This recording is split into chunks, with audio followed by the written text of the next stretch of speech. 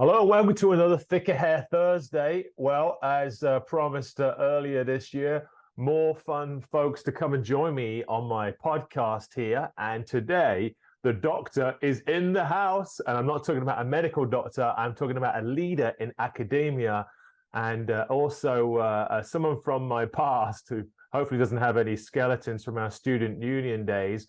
But a leader in the world of marketing and business. He is Dr. David Gordon. He is the Associate Professor of Marketing at the Leicester Castle Business School and also the University Teacher Fellow. Did I get that right, David?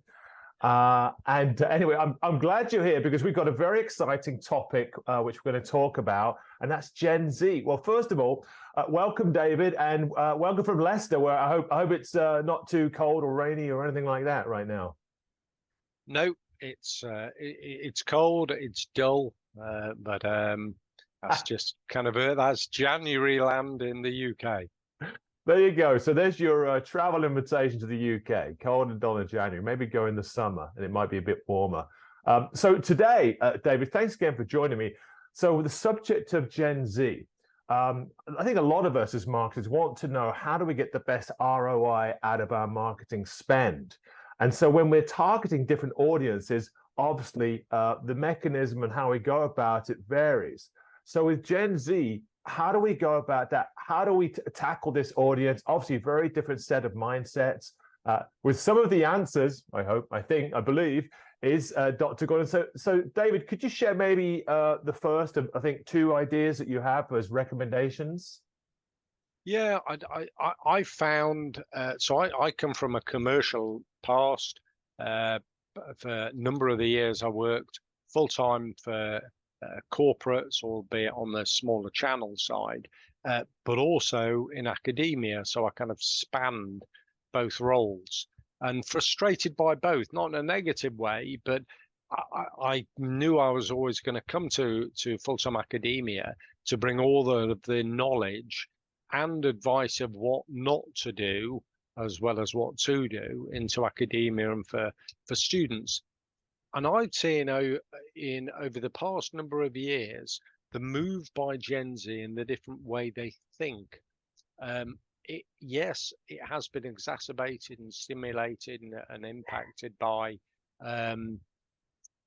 COVID, but generically, and I see this as well, I've got three daughters, 24, 17, 16.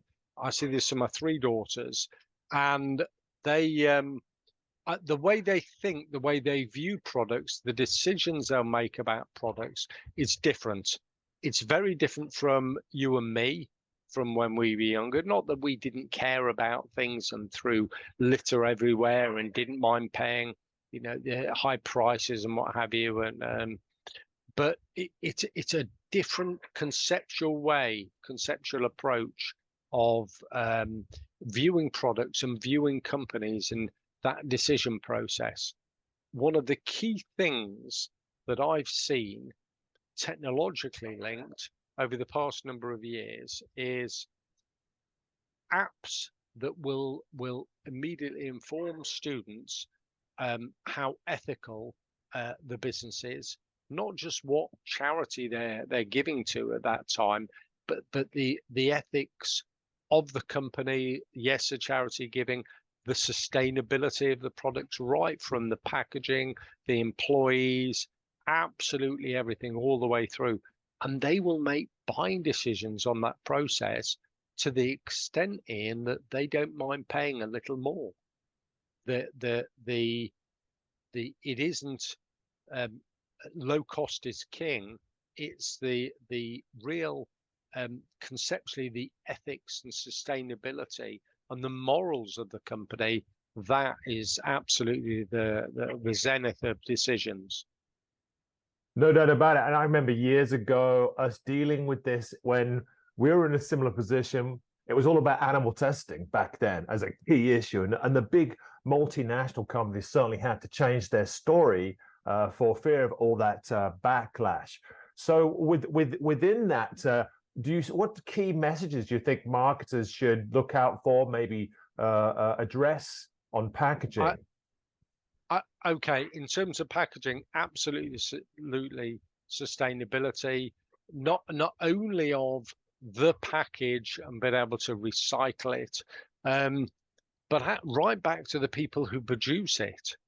If you look on a parallel, if you look at some of the smartest companies in terms of their buying teams, the real hard-nosed negotiators, it isn't that they'll be cruel and brutal with their suppliers, but they'll have done the homework with the suppliers to say they know how much the suppliers pay for fuel, how much they pay average wage, how much they're paying for their own production process, the warehouse, their shipping, and they'll have done their own calculations, and they'll say to suppliers, oh, hang on a minute, you're charging me, $10 for this item, but I know it's only costing you $1.50. I've done the sums for you, and I know that.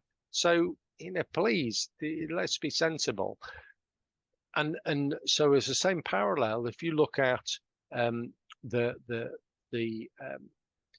tactical and forensic investigation that Gen Z will do, and very quickly on their phones, they will look at the companies who are producing it. What are they like?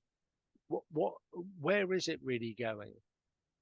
Maybe our age, without sounding kind of anti-ageist, yes, we'll have a little look at what is sustainable plastic, single-use plastic, what actually happens, and yes, we'll know a bit about it. I find that Gen Z, a lot of my students, they know in detail, and they'll make buying decisions based on that. One last question. Social media, obviously, this thing has become the most powerful device in the world. What are some of the ways that brands could maybe use social media as a vehicle to capture the mindset of the Gen Z consumer? Well, it's funny you say that. I have students that I don't know much lecturing anymore, but say a couple of years ago, my last sort of lectures, no one takes paper and pens in with them anymore. No one takes notes. It's either complete touch typing on a laptop, or Gen Z will type faster with their thumbs, a lot faster than they can write. And so people are just constantly looking at their phones. They're not searching social media, they're taking notes. In terms of your question,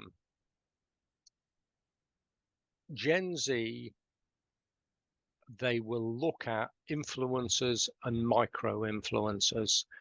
It is the multitude, albeit Gen Z, we've found from a lot of academic research, and I know from my commercial past, so a lot of the companies will use the different social media aggregators. I won't mention any brands. They'll link their 10 accounts up, and they will define what messages go out at what time to which audience, and they'll have fully developed, the real smart companies will have developed a really integrated, a real deep pen profile of each sort of buying group. And Gen Z will not be classed as just one. They'll have 3 or 4 different types and ways of thinking of Gen Z, and they'll have specific social media messages and social media channels for touching Gen Z. Great. Hey, listen, that was really, really helpful. Complicated audience to tackle. Certainly got to be more horizontal thinking. I think we've seen that when it comes to management structures and such dirty words as entitlement and things like that. But they're very complicated, yet a very powerful audience that if we can connect and engage with, certainly can really help our marketing and sales effort. David, thank you so much for joining us. Dr. David Gordon from Leicester Castle Business School. Hopefully we get to see you again. Thank you very much. Thanks, everyone.